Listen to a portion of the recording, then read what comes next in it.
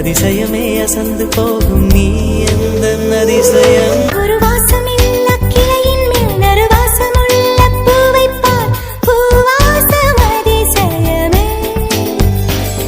அலைக்கடல் தந்த மேகத்தில் சிறு துளி கூட உப்பில்லை மழை நீரும் அதிசயமே.